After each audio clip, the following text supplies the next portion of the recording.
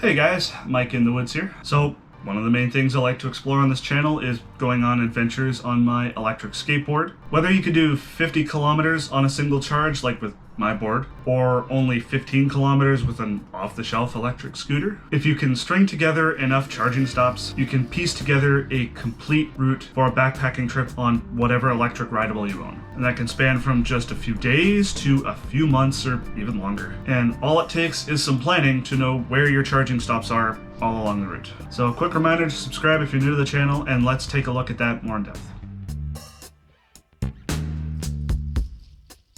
As I continue to explore the idea of backpacking on my eskate, I realized quite quickly that everything in your daily itinerary on a trip revolves around charging your batteries on your e-rideable, both finding a place to do so and waiting for charging to finish. Unfortunately, it's the trade-off we make for having it do all the work getting us from point A to point B.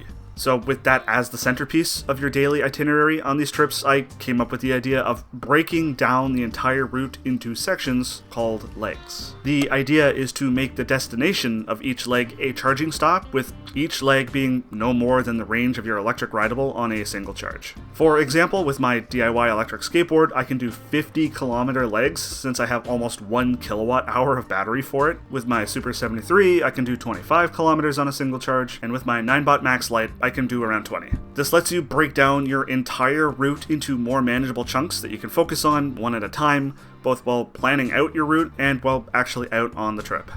When planning a trip, I generally start on Google Maps and use the Get Directions tool to get the complete initial path from the starting point to the end point with the cycling option selected. I find that Google Maps does a pretty decent job of trying to balance bicycle-friendly paths, like dedicated bike lanes or at the very least a paved shoulder, against the shortest possible route. This gives you a template to start with. As mentioned earlier, charging is the name of the game. To figure out the destination of the first leg, use Google Maps' built-in measurement tool to start tracing along the route. It will tell you the total distance measured as you continue to build.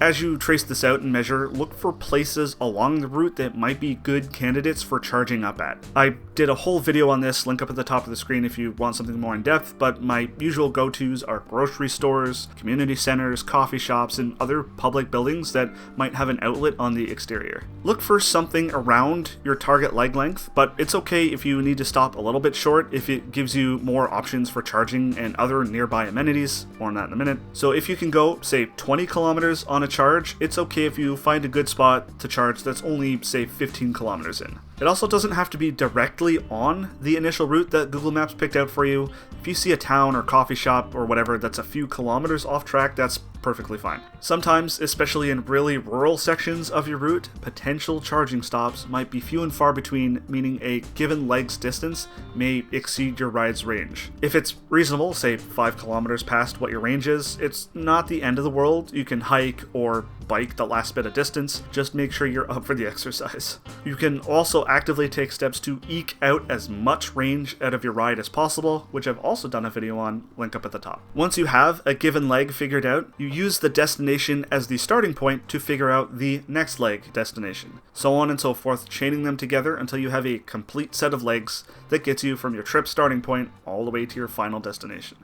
So obviously, charging isn't the only thing you need to consider. One of the other main things to think about is where you'll be spending the night. You should always aim to complete whatever leg you're on before the end of a day, so pay close attention to how long it takes you. If the first leg of your day takes most of your day up, once you factor in time spent charging at that destination, you should probably stop there for the day, unless you're absolutely sure you'll be able to get to your next destination before it's time to hunker down for the night. As such, for every leg, even though I can generally do 2 in a day, I consider what overnight options are nearby that destination. And you essentially have 2 categories. You have camping and you have roofed accommodations. For camping, you have your standard public front country campgrounds. If your route takes you near Crown Land where wild camping is allowed, you can go that route as well. And your other option is stealth camping, which is secretly camping in a place you're technically not supposed to. Stealth camping is a whole other video topic unto itself, but the fundamentals are this: don't get spotted, don't trespass on private property, and don't do it where there's explicit signs saying no camping or anything of that sort. And the other side of this coin, the roofed accommodations, are things like motels,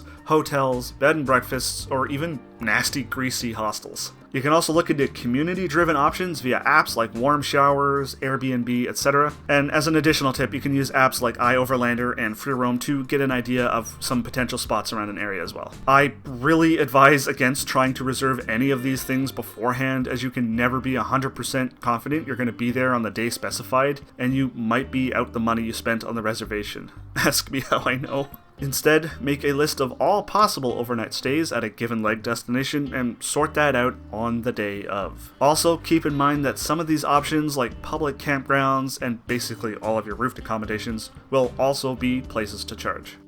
If it's just a weekend adventure, you might have everything you need with you from the outset, but on a longer adventure, you definitely need to source things like food, water, toilet paper, and any other consumables. Given that you're beholden to charging stops on these sorts of trips, generally you'll never be too far from somewhere you can resupply. There's lots of stores to stock up on food, lots of places to fill up your water bottles from taps. I mean, you can also refill from streams and wild water sources as well, but also think about other nearby resources. Outdoors outfitters where you can replace gas stove canisters and buy gear, points of interest that you want to take a 0 day to go check out. It's a good idea to make a list of all of these areas of interest at your leg destinations. It's better to have and not need than to need and not have.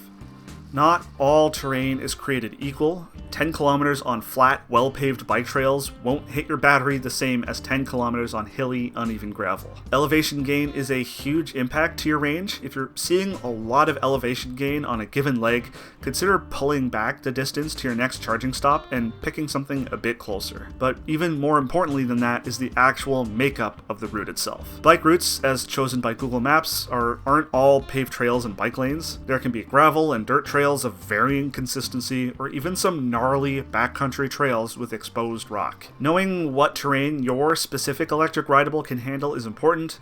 An electric bike with fat tires might be able to crush almost anything with some manual assistance once in a while, but an electric scooter might be limited to the less gnarly of the off-road trails, and electric skateboards with street wheels need paved surfaces or very hard-packed dirt or gravel trails. Google Street View is an excellent tool for checking out anything that's been mapped to get a feel for what you're dealing with. On major highways, do you have a paved shoulder to ride on, or do you need to ride in the lane with high-speed traffic? Which, by the way, I do not recommend. Does a trail look groomed enough that you can ride your scooter on it? How does your potential stealth camp spot look from the street you'd be accessing it from? It really does help you figure out if you want to sort out an alternate route to avoid danger or slowdowns from unrideable sections. And although spotting them this way is hard, you can use Street View to check for outlets on the outside of buildings.